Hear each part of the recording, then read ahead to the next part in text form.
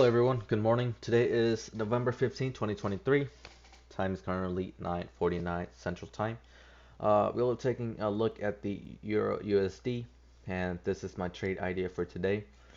I'll be taking a sell limit order right here at M15 at 1.08637, and I have these two levels of supply here as well in confluence with high and low days, right? Alright, so let's break this trade down and why I'm thinking about taking this trade, right? So let's go into the daily. Alright, so first thing first is that we were bullish on the weekly, right? We were bullish on the daily into this weekly retracement, right?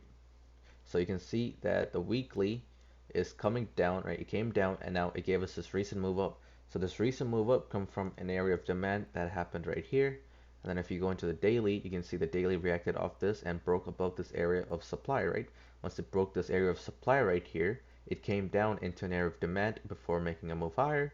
And then it broke above this area of supply, came down, and actually it did the correction move here instead of the last candle before the move up. So it did a correction move here onto the pullback because this was the last pullback, right? Price moved up on the lower time frames from down here to up here, and then came down and then moved up, and they used that last area right here. So like a break and retest, you could say. It is a break and retest. And now we are reacting off this area of supply, right? Now in the 4 hour, what I see is that we get this reaction off that daily supply zone, right? But it's not very good. But if you go into the hourly, you can see, okay, we're shifting into somewhat downtrend, right? So what I can see here happening is that price had a fair value gap here that it broke through, and it also had a fair value gap right here, which it broke through. Now we don't have any valid area of demand for price until this area down here on the daily, and then H4 down here, right? If I go into the H1, there's the H1 supply zone here, but the daily is above it, so I didn't really mark it down. So I'm going to use the fair value gaps as our area of demand, right? So in H4, you can see this fair value gap right here ends right here. So that's my demand zone target or price support target, right?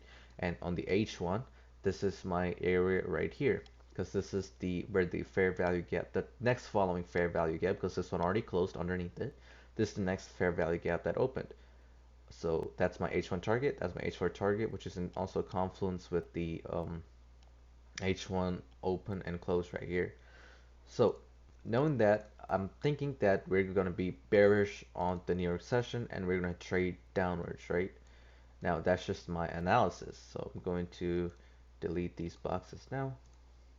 Just so I just did it so I can show you, but I can visualize it and see what's happening. So let's break this down, right? We are looking for impulsive move.